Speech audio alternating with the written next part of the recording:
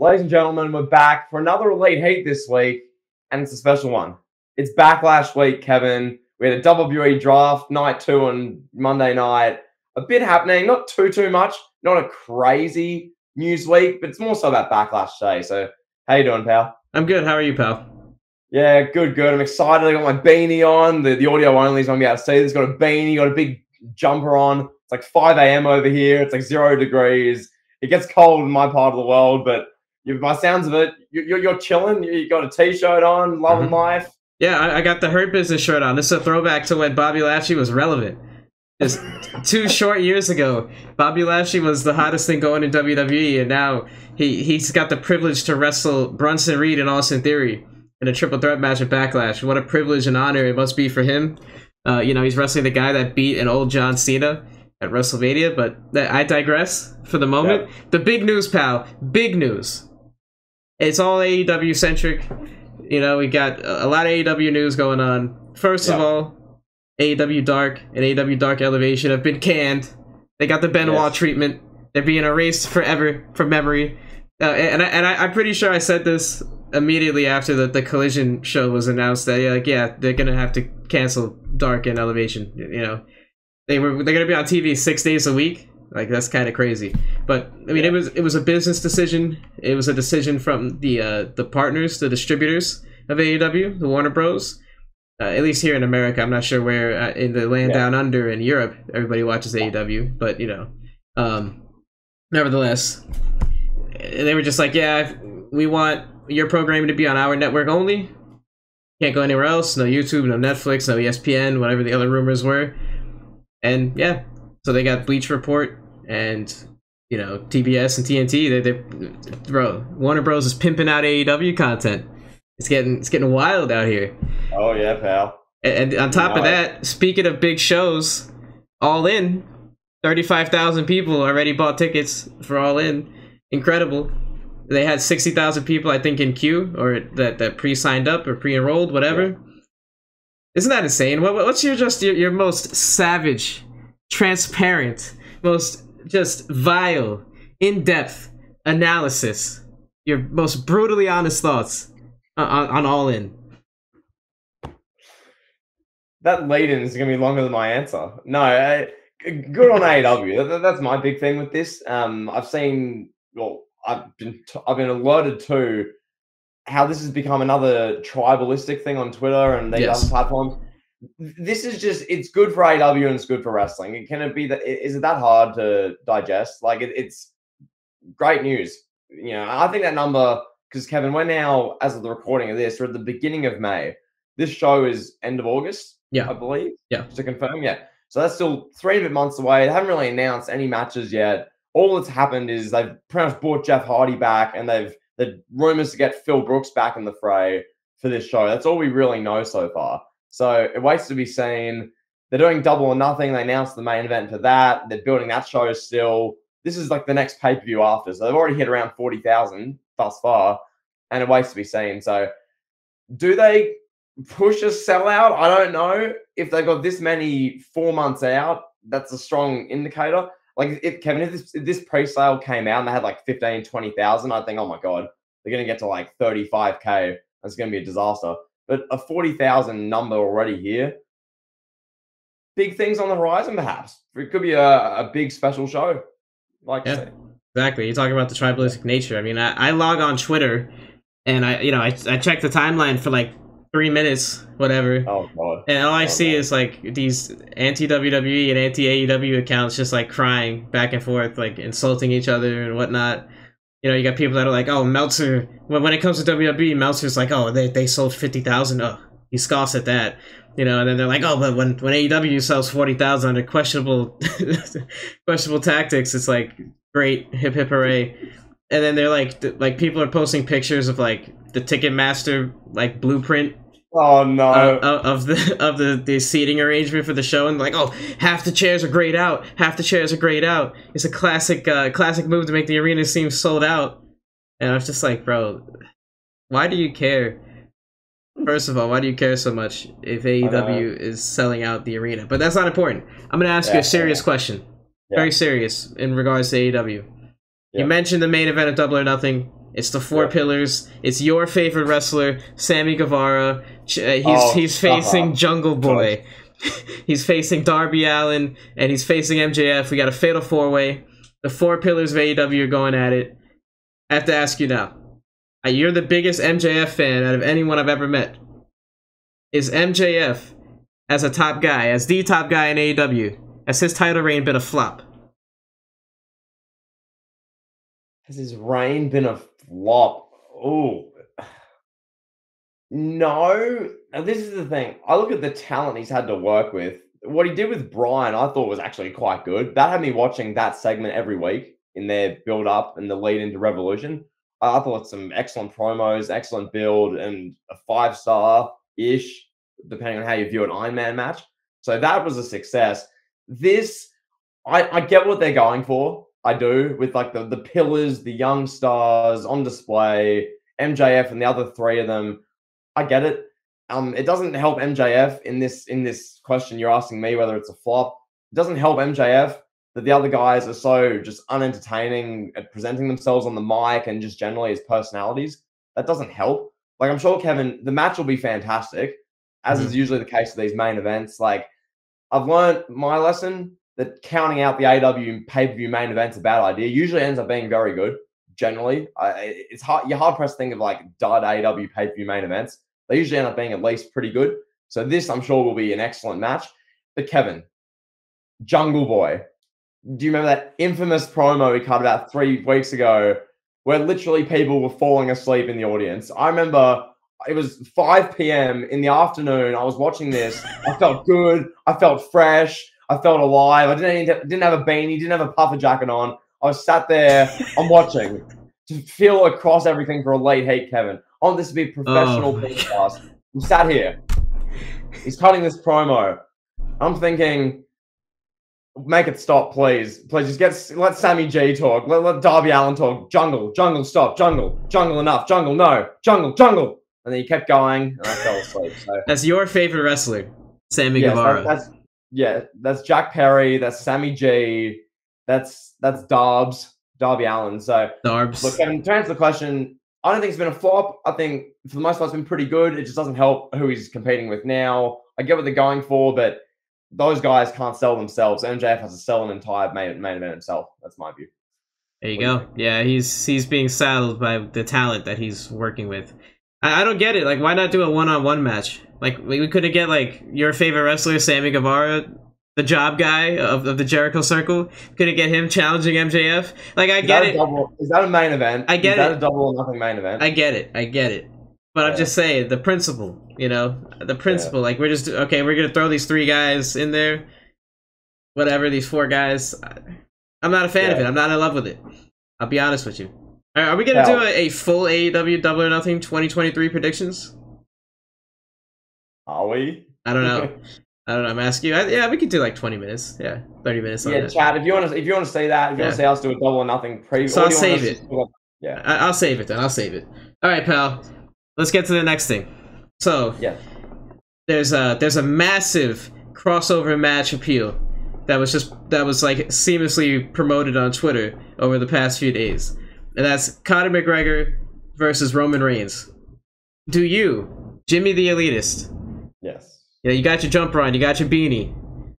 Do you want to see Roman Reigns versus Conor McGregor in a WWE ring? Do you want to see it in the Octagon? Do you want to see Roman out there with his WWE championships marching towards the Octagon to put the gloves on in a real fight against Conor McGregor?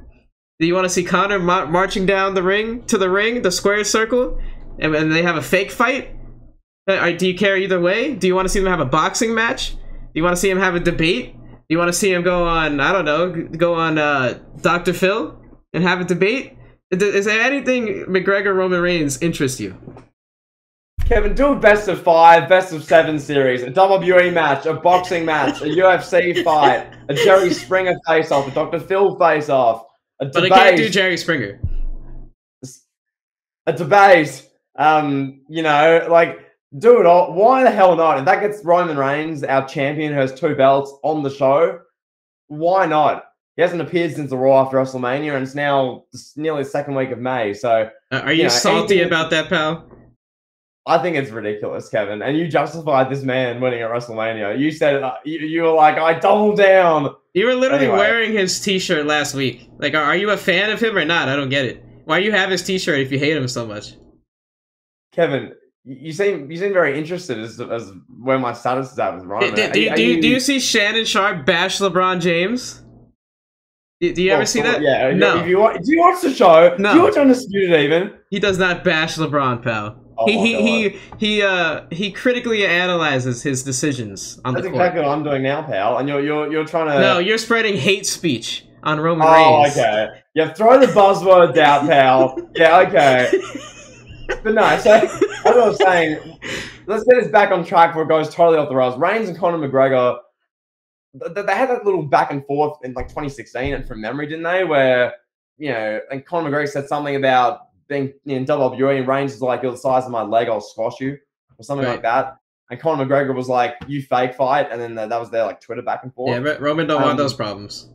Yeah, no. Look, Conor McGregor is literally, he's a bit shorter than me, but he's sort of jacked now, that's the thing. Why not? Why not? It'll be a fun exhibition match. But then again, is it WWE rules? Does Conor McGregor do WWE? Like, does Roman Reigns, who's twice his size, step into an octagon? How does it logistically happen is the only thing. That waits to be seen. Do you have thoughts on that, Kevin? If they did Reigns and McGregor, how would that best happen? I'm not interested in that at all. I'm not really. No. Okay. I think Conor McGregor coming to WWE would be more on the spectrum of the Ronda Rousey experiment. I don't think it'd be quite as deflating and uninteresting and unappealing. I think it'd be slightly more appealing, but I don't think it's gonna draw like anything crazy. I just don't think WWE fans care about MMA and vice versa. MMA fans don't care about WWE. Yeah. So I just don't think there's really a lot in that, a lot of money in that. Yeah, but it's really like more of a question about the merger now. It's like between WWE and UFC and Endeavor, are we gonna start seeing these kind of things happen more often? Where, you know, Endeavor's just gonna be like, "Oh, Conor, get out there, Conor! God damn it! Oh, get out there!" You know, and so I don't know. Where do they Yeah, that's the other thing. This is a good little topic now. Like this Endeavor, you know, UFC, WWE stuff. You said it perfectly. There really isn't a market for the crossover because UFC fans like, oh my god, wrestling's fake. Like, who gives a stuff? I don't watch that anyway. And then WWE fans, I mean, some do. Like, I'm sure, yeah, you do. I watch a little bit of the UFC, but I'm not the biggest guy. I know some people are. Generally, WWE fans and wrestling fans aren't big MMA fans generally. So I don't think there's much of a crossover market there. Because if you have Adesanya come into WWE and have a feud with Randy Orton, what's the point of that? Yeah, wrestling fans won't even know who that is. You know, like majority of the hardcore core wrestling fan base would be like, who is Adesanya? Yeah. Like, if you're having Bronson Reed cutting a promo on Raw in, like, the middle of the second hour, and Robert Whittaker comes out, and they have this, Robert Whittaker, like, literally breaks Bronson Reed's face on live television. Like, okay, sure, but why? You know, why would I care? Like, that's sort of stuff. I don't think there's the market for it. Conor McGregor, just because he's, I mean, from my opinion, as someone who's more of a very casual with MMA, one of the biggest names, biggest stars ever. He's one of the most notable guys. So if he comes into WWE even for a little bit for a pinch hit against Roman, sure. If it becomes a Ronda Rousey thing where Conor McGregor is wrestling for like 3-4 years in the undercard, he curses out Paul Levesque backstage and doesn't try in the WrestleMania match. If you get to that point, then fair enough, but I don't care to see it. The promos would be good, though. I'll say that. The McGregor and Paul Heyman promos would be phenomenal. That, you know, that's a must watch. That's appointment viewing right there. What about the promos with Roman Reigns and McGregor? Oh wait, Reigns won't be there to do them. So that's your guy, pal. Yeah, your favorite wrestler. My guy is going full. It's not even part time. It's like less than part time. But anyway, Kevin, your favorite wrestler, pal. Let's transition into a WWE Premium Live event that my boy Roman Reigns isn't competing at. Backlash 2023, Kevin. Wait, hold on. That's not a good way to introduce Backlash. We got to introduce this on a positive light. This is the first WWE PLE to be in Puerto Rico in, 17 years, 18 years. You know, a country that's near and dear to me. Not even a country, a territory that's near and dear to me. And Bad Bunny is going to be presumably main eventing. He's not hosting the show anymore. Originally he was hosting, but he's going to be main eventing. This is a big deal. It's a stadium show. This is the biggest Backlash ever. No joke. You know, now will the card live up to that? Maybe. Maybe. We'll see. You know, that question remains to be seen. As of this recording, on paper, this card is probably not going to be like the greatest thing we'll ever see. But nevertheless, it's a big show, and I can't wait. That was pretty well introed. I think, yeah, biggest Backlash ever. Can't wait. Stadium show. Bad Bunny. That was well done. You threw the little thing in at the end, little dig at Backlash. All the cards doesn't look great, but you know. I gotta keep it real. I gotta keep it real, bro. I'm not on the payroll, pal. I'm not getting paid by Tony Khan or Vince McMahon to say good things about either company. So that's true. That is true. We don't have an agenda here at Elite Heat. We are unfiltered, off limits. We cover it all. Anyway, Kevin. Nonetheless, Backlash.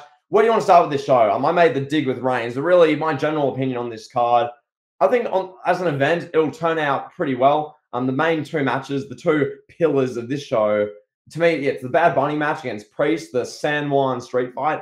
I look forward to getting your thoughts on that in a few moments. And then Cody and Brock Lesnar in their match. To me, those are the two, I think to a lot of people, those are the two matches that you really care to see. The rest of the show, if there are matches out of the rest of them that you care for, awesome. That's great. Great for you. But by and large, it's generally a two-match card in consensus. So I guess, do you want to start with either of the two matches, or do you want to start? I wouldn't say this is a two-match card. I think you're leaving out one. But what's the one I'm leaving out? We'll get there. We'll get there. Okay, this would be good. And I'll just say this: we don't need Roman on this show. We don't need him. We got Bad Bunny versus Damian Priest. That's a big enough match to carry a pay-per-view. We got Brock Lesnar versus Cody. That's all you need. We don't need it. It's a 7-match Backlash card. Do we need a Roman Reigns match? Are you desperate to see Roman Reigns tell Bobby Lashley he's not interested in wrestling him for 3 weeks, and then have them limp through a 12-minute match? I don't really think Roman is quite necessary on this card. That's just me. Now let's talk about the first match. What? The way you limp through a 12-minute match is though it's Goldberg and Sting.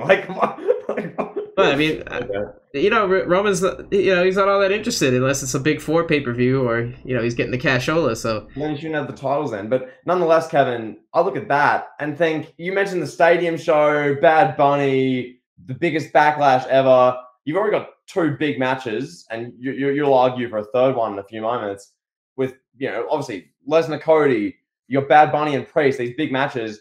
You throw like a big Roman match against, a Lashley or something like that.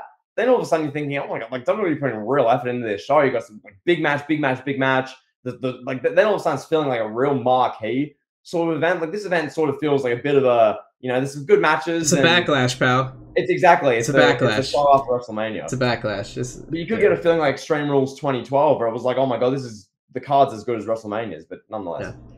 All right, so they kick off the show with Matt Riddle. Again, presumably this is based on the Wikipedia order. They have Matt Riddle, Kevin Owens, and Sami Zayn versus Solo Sikoa and the Usos, the Bloodline. They have that listed first. So yeah, that order means nothing. Just want to throw it out there. Yeah. That's just a random list of matches. Yeah. But I think that match could well open, so we'll discuss it first. Kevin, I'll throw to you real quick. Your thoughts? This match, the Bloodline storyline, as you notoriously said, the Elimination Chamber review. This, bro, is how we're buying off the biggest storyline last 25 years. That was your. Do you want to reenact you crying to me saying that? Can you reenact that for the audience? Pal, we're not going there, okay? We're not going there. But nonetheless, Kevin, you were strong with your opinions on it then. Now we're about 2 months removed. They've done the WrestleMania moment with Zayn Owens winning the titles. Where are you at with the Bloodline storyline now? Like what's your opinion generally on where the Bloodline's at? Well, that was the payoff, right? Owens and Zayn winning the tag titles. They, you know, at first they reunited, they hugged, they had the brother moment, they conquered the big bad evil Bloodline. I don't really understand the point of this match. I haven't really been too tuned in week and week out, so I'm not exactly clued in on how we got here. I know Riddle came back and Solo Sikoa beat him up, or he saved Owens and Zayn, something along those lines. But yeah, I mean, to me, from the outside looking in, this just feels like a way for WWE to put Matt Riddle in a featured match. Feels like a way to hide Matt Riddle on the undercard. And I'll say that. I'll leave it at that. Yeah, that's a good description. But I'm just with this bloodline thing generally. Basically, the whole story's been the Usos have been letting down Roman. Sikoa's been the one who's had to carry the bloodline. Riddle's just come back because 10 months ago, Riddle was Kevin put on the shelf because of the bloodline. Nothing Riddle did personally. He was just put on the shelf because of the bloodline. So that's the magical long-term storytelling of it. And then they're giving Zayn Owens something to do. So it's sort of a get all the guys on the show sort of match. They're doing the usual thing every week where it'll be some variation of these 6 guys versus each other in one-on-one matches on SmackDown or Raw. That's sort of what they're doing. Like you'll watch SmackDown, it'll be Sikoa versus Riddle, or maybe one week it'll be Jey Uso versus Zayn, or it'll be Jey versus Owens. They sort of just rotate these guys around. It's like the bloodline, like kind of cauldron, and these, I guess, the Island of Relevancy thing, where they just wrestle each other in the main event of SmackDown, and just that's sort of what they're doing. So yeah, this match should be good, should be entertaining. There's 6 good workers involved, so no doubt it'll be good. But am I super invested in this? Not really. I think the winners will be the Bloodline. I think Sikoa will single-handedly win this match with the Bloodline. That's how I view it. You probably the Usos. I don't know how they'll do this. Like Jey Uso might walk off, or they'll something with the Usos to like let the family down to further this storyline. You probably have Sikoa against like 2 or 3 of them, and he'll throw guys out of the ring. He'll Samoan Spike Riddle and pin him, and they might show Paul Heyman backstage like smiling and like applauding. And the rest of the, the Usos are just like being scolded by Roman for the next month on SmackDown. Maybe, I don't know. We'll see. But yeah, that's my thoughts. What do you think? What's your prediction, pal? Yeah, I agree. I think the Bloodline is going to win. I agree with you. Presumably, the Bloodline will win. And I think what you drew out sounds about right. Solo Sikoa will probably be the one that prevails. It feels like this could be a coming out party for him. Yeah. I think I'm curious to see how he performs. I think if he performs well, we'll end up seeing Solo Sikoa in a single storyline going forward after this pay-per-view. Or PLE, I should say. But yeah, no, I think Bloodline is the way to go. Then we'll get to like an Usos rematch for the tag team titles. I assume that Owens and Sami are not going to hold the tag team titles for that much longer. They'll probably get put back on the Usos or another tag team, maybe the Street Profits or somebody else. But I don't see Owens and Zayn being long for the tag team division. I think it would be beneficial to have those 2 guys as like the flagship for a while, because I mean it's been for the last decade, it's been pretty much Usos, New Day. We had the Street Profits and the Viking Raiders sprinkled in there, but it's been those 2 tag teams just dominating the tag team division for like the last 7-8 years. So I think it would be a good use of Owen and Sami. What do you think about that? Yeah, I mean they did that match like last week on SmackDown. They had the Usos versus Zayn Owens, and they had Zayn Owens retain, which was, people thought the Usos would win the titles back because of this whole Saudi thing with Sami and Owens, and whether they'd actually attend the event. And it waits to be seen. I think you have Sami and Owens hold the titles for a few months. I don't see why you need to just take it off them right away. But they main evented WrestleMania and they won the titles. So I usually think from that, you should at least get a bit of a run. It shouldn't just be like you drop the belt within 6 weeks. I think if you main event WrestleMania and you have a title winning moment, have a few months at least. So where they go from that, I don't know who takes it off them. Do the Street Profits have their big moment and win the titles at SummerSlam or something? I don't know. But I think the Usos, they held those titles for like, 600, 700 straight days. They don't need to have them back immediately. Like the whole point of the Bloodline, thanks to the Usos, is sort of crumbling it down, and Sikoa is the one shining light or whatever. So the one shining. Yeah, that's my thoughts, Kevin. Any other thoughts on you from your end, pal? No. Let's talk about the next match. So Rhea Ripley versus Selena Vega. I'll go with that one. Your favorite wrestler, Rhea Ripley. Yep. Give it to me, pal. Kevin, this might be the most unpredictable match in the history of WWE. Oh, yeah? Kevin, I bet if you want to pull the odds up for this, if there's like odds, I'd love to know. Let's see. For this Rhea Ripley and Selena Vega match, this is very obviously going to be Rhea Ripley probably having a 6 to 7 minute match, gets the win over Selena, and they can sort of put this whole Judgment Day LWO thing to bed. Rhea Ripley is minus 10,000. Wow, I had to make sure I saw that right. Minus 10,000. Yeah. Oh my gosh. That's nuts. Yeah, no, I don't think a single person who wants to save their money is going to bet on Selena Vega to win this match. She's obviously not going to win. Yeah, that's a donation if you do that. Yeah, no, I mean, Rhea Ripley's the #1 pick on Raw's side of the draft on the Raw night. And then Zelina Vega was just packaged as one of the 5 members of the LWO. So it's not really a, it's apples and oranges. Kevin, do you have any thoughts on this? You looking forward to the match? Any thoughts for us? Well, Zelina Vega's Puerto Rican. Her parents were Puerto Rican, so I assume that's why she's getting the spot here. Yeah, WWE loves to do that. Like we saw with your favorite tag team, the Iconics, when they won the belts. Did they win the belts in Australia? Was it like, or they had some big moment or something? They won them in WrestleMania, and then Sasha Banks literally walked out backstage and didn't come to work for 3 months.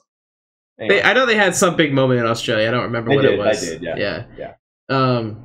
Yeah, that's right. They did win them at WrestleMania 35. Oh God, forget. I just blurred that whole show out. Yeah, Zelina Vega. She's Puerto Rican descent. She's here for that big home crowd pop. Latino. I mean, it makes sense to have someone from the Latino World Order be in a title match in a Latino territory. So it makes a lot of sense. I'm curious how they play this out. How much offense Zelina Vega will get on Rhea Ripley. You think they're gonna do? We've seen some intergender stuff being teased already with Rhea, like over the last few months. Yeah. You think they might have like one of the smaller members of the LWO try to attack her and distract her, and she just like beats them up viciously and violently? No, honestly, I think how they'll do this, they'll have Zelina will come out. She'll have like some super, I guess, like other like hometown, or she'll have some like attire on. Everyone will be popping off. The crowd will be going nuts for Zelina. I think probably 80% of the match will be Rhea Ripley beating her up. And if the match is like 7-8 minutes, it'll be like 5 minutes of Rhea Ripley beating up Zelina in front of the home crowd, yelling at the fans, "Shut up! She sucks!" Like Zelina Vega's getting beat up. Then she'll have this big big comeback. The crowd will be popping. She'll hit like 2 or 3 moves. Then Rhea Ripley will flaunt the comeback, beat up probably Del Fantasma, and then just pin Vega probably. That's realistically what it'll probably be. Which will be cool for the moment, for the entrance, and then the little flurry Zelina will have in front of the crowd. But yeah, that's my thoughts. What do you think? Yeah, I think you're absolutely right. Spot on. The Rhea Ripley will get some babyface heat on Zelina, get the crowd cheering for her. Then we'll go from there. Yeah. Well, speaking of that, a little sidetrack. What are the odds that we get a JBL promo? Where JBL just comes out, he's like, "None of you understand me. None of you understand any English. How are you part of America? Nobody speaks English." Oh my God, please. That'd be so funny. And that's long-term storytelling as well. And anyone who gets offended about that on social media, just show them a clip from 2004. Yeah. Where JBL booted out a Mexican at the border. Like Kevin, that would be a masterful segment. That would be JBL's absolute racist fest. Yeah, or they have like a classic WWE move where they have like a Puerto Rican talent that they're scouting, like a Puerto Rican wrestler, a college wrestler or something. They plant him front row, and JBL's just like, "Do you understand me, boy? Do you understand English?" And just like the guy beats up JBL. That'd be great. Yeah. He's kind of promoting his dear friend Eddie Guerrero, and they're cheering. Then he goes, "Eddie's the exception. I hate everybody in this arena, Michael. Especially you. You dork in the front row." And he starts like yelling at this one guy. He's like, "Ah!" And so, then this guy jumps the barricade and just beats up JBL. Like, these are the segments you should do, but yeah, exactly. He gets on the mic, starts saying like Puerto Rican sayings and phrases. Yeah, it's a good way to get new talent over, pal. All right, what's next on the agenda, pal? Pal, I want to discuss Seth freaking Rollins, and I mean. Ooh. My boy, your boy, everyone's boy, Omos. Homo sapiens, stand up. Homo sapiens, rise. No. Homo sapiens, pal. We are. We are Homo We raise sapiens. our hands to Omos. Yes, the 7'3" Nigerian. I just want to say, one of the more random matches, they just sort of announced this like a week and a half ago, and everyone was like, WTF, what? It's Seth Rollins. He was in that segment with Paul Heyman on Raw, and he had that match with Sikoa. Clearly, they have bigger plans for Rollins in the coming weeks and months, whether that involves the new world title, whether that involves feuding with, or going cross-brand, or getting traded and feuding with Roman. I don't know where they're going with this, with Seth. This is clearly just to get both guys on the show. Omos is a free agent, or he's eligible for both shows, which is interesting. Okay. So it's sort of just, in my opinion, a placeholder match. I think this will be Omos' best career match. I love his WrestleMania match against Brock. As I said in that review, and I've said coming out of it, that match made me view Omos more highly. That did the perfect job of putting Omos over. I now care for Omos more because of how Brock performed in that and how Omos performed. So, Kevin, I think it'd be good. I think Rollins gets the win. I think Omos is just not that he's a job guy, but he's a guy you can put against any of these either main eventers or upper mid-card guys, and it's like a credible opponent to beat, but it's not the end of the world that Omos loses, if that makes sense. Yeah. So what are your thoughts, Kevin? Hit us with it. What are your savage, brutally honest, ruthless, straight to the point, you can't take my shtick, pal. Calculated, analytical, in-depth thoughts. You can't take my shtick, pal. Sorry? You can't take my shtick. Now it's not special anymore. You ruined it. You ruined. Now I got to get a new thing. Butchered it, pal. Go on, Seth Rollins and Omos, Kevin. Talk to the people. I mean, this is the trajectory that you want to see Omos on. After being in a WrestleMania match with Brock Lesnar, put him in there with one of the best, if not the best wrestler in the company in the world, Seth Rollins. I'm intrigued to see what they do. Yeah, I don't care about the random build to this nature of the nature of this match. Who cares? It is what it is. You know, it's Seth Rollins. It's Omos. It's pro wrestling in 2023. Not every match needs a great storyline. You know, this is a showcase. This is about what Omos can do in the ring with a guy that's a little bit of a better technical wrestler than a guy like Brock Lesnar is. This is not a giant versus giant, beast versus beast. This is a David versus Goliath light situation. And I want to see how they book this and how they make Omos appear. You know, because I've seen, I think it was, I don't know who it was. Somebody in wrestling media said that Omos he has potential to be better than Big Show and Andre the Giant, just based on like his natural athleticism. You know, maybe not as like a character, but I don't know who it was. Who was it that said that? Do you remember? I do not know. Yeah. That first time I've heard that is interesting. Yeah, so if we're gonna see Omos be like a greater in ring or like this generation's version of Andre and Big Show, he's got to be in moments like this. Got to give him a chance to grow, a chance to shine. So I'm here for it. And I don't know who's gonna win. If I had to put if I had to make a prediction, I guess I would say Omos. Makes sense. Really? Okay. Yeah, it makes sense. I mean, Omos didn't get the win at WrestleMania. They could do it like a count out or something, you know, where I think that's realistic. I think a non-finish is probably they'll probably have the whole match. The story will be Rollins is trying to slay the Giant, and he brings Omos to the ground, and then there's a pop, and he hits maybe a finish or two. Omos kicks out, and then they'll probably do like a count out or a DQ or something. This match screams non-finish. It just does. You'll have Rollins looking pretty good. Omos will probably come off really well in this match, and they just end it with no one winning. That's realistically how I think it could end. So, yeah. I think you're onto something, pal. Yeah. No, that's all good, Kevin. Anything else on this match, or do you want to move on? Go ahead. Okay. I'll happily go ahead, pal. To the Australian Tsunami. Oh, geez. Bronson effing Reed taking on Bobby Lashley, the man who's a part of the stable you're repping the shirt for with the Hurt Business. Bobby Lashley. And Austin Theory, the man who had to cheat. A-Town down. Bite ears, low blows, antics to beat a 46-year-old movie star who didn't want to be there at WrestleMania. Wow. Austin Theory. This is a triple threat United States Championship match. Theory, Lashley, Bronson Reed. Kevin, over to you. What are your thoughts? This is, if I'm doing a tier list of the matches that I'm least interested to most interested in, this is by far the one I'm least interested in. Why is that, pal? For one, Austin Theory, we're told that he's a big star, right? He's this big, ginormous star. Number 2 overall draft pick on the second night of the draft. You know, this big deal. So this is side rant. This is one thing I hate about when WWE tries to be like real sports. Yep. In the NFL draft, the NBA draft, night 1, all the good players get drafted. They don't save good players to be like, oh wait, Victor Wembanyama's going to get drafted on night 2, so we can get ratings for night 2. They don't do that. So if we're looking at real sports logic, Austin Theory is a second-round pick. Yeah. He's the best of the best in the second round. So you're telling us that he's not good enough to be drafted on night 1, for one. 2, he cashed in on the United States. He cashed in the Money in the Bank to win the U.S. title. Stop making this guy a main eventer. It's a joke. It's a joke. I'm over it. I'm over this. I don't want to see him be the face of Raw for the next 15 years. I don't. Nobody wants to see that. Nobody needs to see that. Bronson Reed, I know he's a Triple H guy. That's why he's here. What did you call him? His gimmicks. He's the Australian Tsunami. Oh.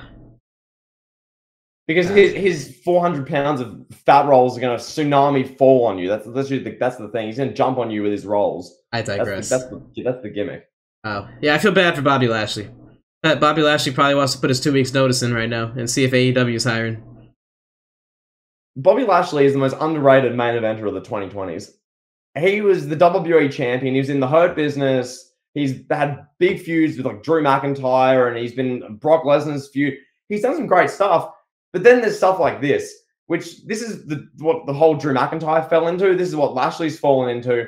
If it's not either Roman or like the Cody, like the top part of the card with Brock, it's an abyss below it. And for McIntyre, that was Baron Corbin, that was Jinder Mahal, that was that crap. With this now, with Lashley, it's Bronson Reed, it's Theory. And Kevin, who knows, maybe me saying this is redundant because in 3 weeks' time, Lashley would be punching Reigns in Saudi Arabia in front of the Saudi prince. Who knows? But realistically, right now, I'm looking at this going, in 2023, Lashley's had some stuff with Brock Lesnar, and then at WrestleMania, he just walked out for 10 seconds, stood there like this, and walked off at Mania. Disgusting. And now at Backlash, he's in this match, which you said was the least anticipated for you, against Theory and the Aussie Tsunami. So, yeah, weird. Anyway. Yeah. My prediction, Austin Theory retains his mid-card title, and I don't really care how it happens, but I assume that's what's going to happen. Yeah, probably Lashley will choke out Bronson Reed, and then Theory will pick the bones, John, and then get the win. I don't know. Whatever. Yeah. So now, on to what I think is the third pillar of this show. Oh, I know. Okay. This is it right here. This is a big-time match. Yep. Bianca Belair versus Io Sky, Raw Women's title. Dare I say that this could be the best match of Bianca Belair's title reign? Io Sky is an in-ring worker like none other. Yeah, she's not the star that Becky Lynch is and some of the other ladies that Bianca Belair squared off with. But in-ring, this is somebody that Bianca Belair can really unlock unlock her another level of her athleticism that we don't really get to see because she has to turn it down because a lot of women can't go with her. I think Io Sky can go with her. I think she's one of the best athletes in the business right now, and certainly on the female side, a top-tier athlete. I think this match is going to be really good, and I think this is going to be a flagship match of the show and one that we remember fondly. No, I tend to agree with you. I think the match will be quite good. This is one of those matches, you just give them 20 minutes, they do their thing, and pretty much everyone will praise it as being fantastic. That's sort of, it seems very straightforward with this. The reason I wasn't super gassed about just because it's kind of the build in a way, which I'm still like that. The build's not great, I don't care as much. But Kevin, as we know with wrestling, especially in the 2020s, you get two great wrestlers in a match at a live event, a pay-per-view, it'll usually be pretty good. And this will no doubt be no exception. It should be entertaining. I love your breakdown of it. I think you hit spot on. Nailed it. I think Io Sky is the perfect kind of talent for a show like this. Like, is this match? I mean, this match could take place at WrestleMania realistically. But I think for a show like this is the perfect just opponent for Bianca Belair. It's going to be a great match. No doubt it'll make both of them look really good. Do you think Bianca Belair is getting dethroned here, Kevin, or no? No. Bianca Belair is a minus 2,000 favorite right now. Yeah, I don't see it. I don't think anybody's really like a legitimate, credible challenge for Bianca. Yeah. So yeah, no, but nevertheless, I think this match would be good. Presumably Bayley and Dakota Kai will be at ringside. Yeah. See what they add to the match, but yeah, overall pretty straightforward. Yep. No, that's really all we got. I mean, yeah, the Raw Women's Champion and SmackDown's top draft pick, Bianca Belair, will retain. Yes. So I think this is now the SmackDown Women's title. Are they going to do the thing they did with Charlotte and Becky a few years ago? They just swapped titles. Like, how are they going to do? I don't know. Yeah, we fantasy booked Rhea Ripley throwing the title at Bianca Belair's face. Oh yeah, that works. Now that should do that, but who knows? So yeah, Belair gets the win. I think we can agree. Yep. I want to talk Cody Brock, pal. You want to talk Cody Brock? Happily, go for it. Let's do it. Cody versus Brock, pal. This match, I think this. I don't know. I think this is going to be a match of the night. I really do. Like, I think Bad Bunny and Damian Priest would be good, but I mean, this is Brock Lesnar and Cody Rhodes. Yeah. If you would have told me in 2012 that like 11 years later after Brock returned to WWE, he'd be having a like main event tier match with Cody Rhodes, the guy that was Stardust, I don't know if he was Stardust yet when Brock returned, but he was like doing the mask. He was running around in his underwear losing IC title matches in 2012. But yeah, if you were to tell me that guy is going to be main eventing with Brock at a stadium show in Puerto Rico in 11 years, like 11 years to the future, I would thought you're nuts. So here we are. This is going to be big. Cody's the perfect babyface for a heel like Brock Lesnar. I mean, Cody's going to make those suplexes look absolutely devastating. You know, he's going to act like as if Brock Lesnar dropped him on his head and gave him 7 concussions like he's 2003 Kurt Angle. Oh my god. You know, he's going to be just really reeling, just absolutely beat down. You know, he's going to be just like the emotion on his face. This is a perfect style match for Brock. Cody is the picture perfect opponent, like arguably one of the best opponents that Brock has ever faced, on paper at least. We'll see how it lives up, if it lives up to the hype in person, but I'm really excited for this match. I think it's going to be really good. Kevin, this match gives me, and to me, this is, as growing up, this is like my favorite match. Like when I was growing up watching, this gives me a lot of the best versus the beast vibes from Punk and Lesnar from SummerSlam 2013. Yes. This gives me a lot of those sort of vibes, which that match was incredible. I think this will no doubt be the same. You give great reasons why. Cody, the way he sells and the way he's gonna take a suplex and then he's gonna throw like the lats back and he's gonna be grimacing in pain. He's gonna be screaming down the hard cam. You'll see his expressions. And then he'll have the big comeback, and the fans will go nuts, and Brock will sell it really well because both guys are great sellers. So it's going to be really good when the other's on the offense. So this is going to be awesome. I think this could well be one of the matches of the year when we look back on it. It has that sort of potential. As long as they just book this right. As far as an ending goes, I don't know how they're going to do an ending. This is the one thing. Do you just have Cody go over? Do you have a messy sort of finish? Does Brock? I don't think you can have Brock just win. I don't think you can do that. So, Kevin, how would you do an ending for this? What would you be thinking would be an okay, serviceable ending? The match will be great, but how would you end it? It's a great question. It really is. I mean, I don't know. I think we're at the stage now with Brock Lesnar where he can afford to take a loss. Yeah. I think Cody should beat him. I think it'd be shocking, and I think it would help Cody regain a lot of that credibility and momentum that he lost at WrestleMania. I think he beats Brock clean. He's right back there. He's right back at it, pal. You know, that's like a big, moral victory and a big victory in the rankings. You know, he beats Brock Lesnar. He's right there. He's ready to challenge for the championship again from Roman. So that's what I want to see. No, I think Cody should win this match. I think that's the logical way of going about it. Hopefully it's clean as well. Because I can see them doing another, remember Lashley and Lesnar? How every ending was just like, it was good. The match was fun, but really? It was like that. As long as the match doesn't end where you're feeling, because as I said, the match will be fantastic. We all know that. But the guys involved, as long as it has a satisfying ending, which I think would be Cody pinning Brock clean would be a satisfying ending. And then if they move on to whatever, I don't know. Do they do a rematch at Greatest Royal Rumble or not Greatest Royal, the Saudi show in a month, Night of Champions? Do they do a rematch as just an exhibition in Saudi Arabia to fill Cody into Money in the Bank? I don't know. But it waits to be seen. Cody should get the win. He's got all the momentum. Brock's the perfect opponent here. Should be fun. I agree. All right, it's main event time. Bad Bunny versus Damian Priest. San Juan street fight.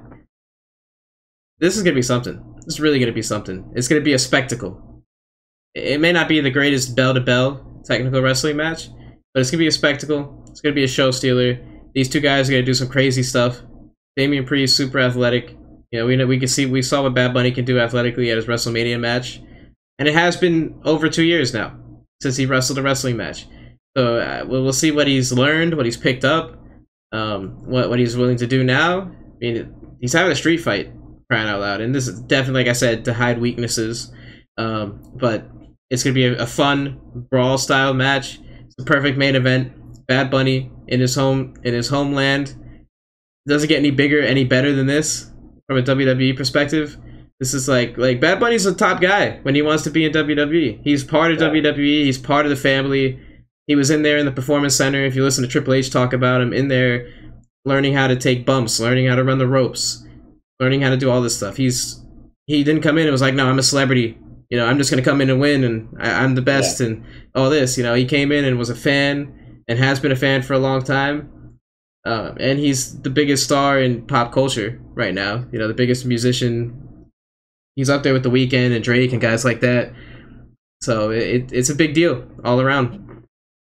No, 100%. And I think with this, you mentioned it's a perfect match to sort of hide any weaknesses or little flaws. I totally agree. I think the best thing about this is the fact that no doubt what they've said to Bad Bunny for this match is, okay, what do you like? Because obviously, as you said, this is one of the biggest like artists, celebrities in the world. So obviously, there's a bit of a duty of care sort of thing involved with this. They probably said to Bad Bunny, "What do you want to do? Yeah. What's the kind of how far do you want to go with this? Because you know this is only going to go as far as you want to. Because you're the celebrity, you're the A side in this. This make Damian Priest look fantastic regardless.